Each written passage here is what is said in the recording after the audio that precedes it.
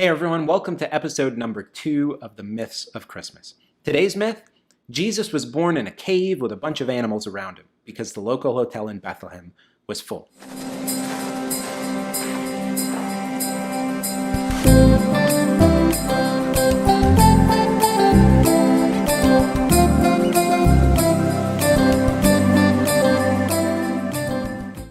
We got a Christmas song that might make this aspect of the birth of Jesus a little bit more familiar to us. You know, away in a manger, no crib for a bed, the little Lord Jesus laid down his sweet head.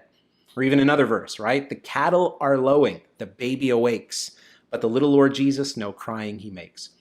Well, this Christmas hymn first appeared in America in the late 1800s, and some ascribe at least a couple of the verses to Martin Luther, but that's often disputed. So in order to bring some clarity, let's talk about the last phrase in Luke chapter 2, verse 7. It says, "There was no place for them in the inn." Now, we shouldn't take inn to mean hotel room, like the way that we think of it in a modern society. There's so many theories about what this inn actually was. Some say it was just an upper room in a house. And that has support from the fact that the Greek word used here in Luke 2 is the same one used to describe the upper room that Jesus had the Passover meal in with his disciples right before his crucifixion. So saying that there was no room for them in this guest room might mean that they just had to sleep in an area of the home typically set aside to keep animals safe from predators and thieves at night. Perhaps other pilgrims had already come back to Bethlehem and had already taken that guest space where there was simply no more room for Mary and Joseph. Now, what's a manger? A manger is not a stable or a big building where animals lived. We may get that idea from movies or Christmas plays and nativity figure scenes in department stores, but a manger is simply a feeding trough for animals. Now, in the first century, some mangers were made out of stone, and that's just where food was placed and the animals would eat out of. Now, maybe it was just me, but growing up, I actually thought the manger was the actual building, not the small feeding trough that the animals would eat out of. Now, something else that's interesting to note is that there's nothing in the biblical account about a harsh innkeeper or unwelcoming townspeople that kind of slammed the doors in the face of this pregnant couple rushing around looking for a place to have a baby. In the culture of the day, it could have even been that every woman in the town, both young and old, would have been at Mary's side at her birth, at Jesus' birth, I should say, rejoicing and offering comfort and encouragement. And though there is a veil drawn over the details in Luke's gospel, the larger, more important point that we have to see is that Mary was deprived of many of the normal comforts for the birth of Jesus.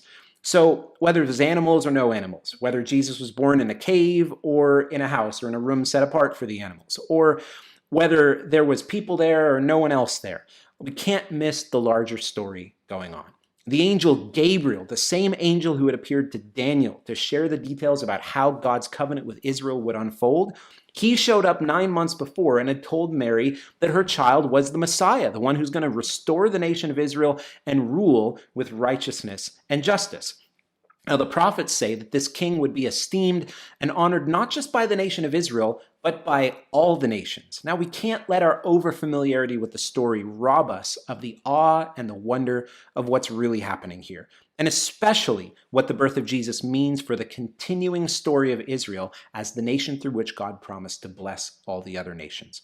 As 2020 has been quite an interesting year here in America and across the world, we have to remember the predictions of the prophets that the Son of David, the righteous branch, he will come and execute justice and righteousness among the nations.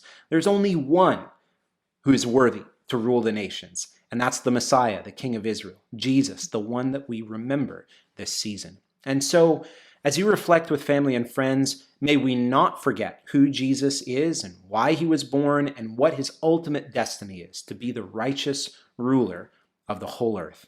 A day is coming when he who came in such lowly manner and who was despised and rejected among his own people, he will return to reign from Mount Zion in Jerusalem, and all the earth will flourish under his leadership. Well, that's it for this one. Drop a like on this video and share it with your friends. If you're interested in learning more, check out all the videos here on my YouTube channel. You can also check out an audio podcast that I contribute to with a couple of my fellow pastors. This link is in the description below. God bless, and I'll see you in the next one.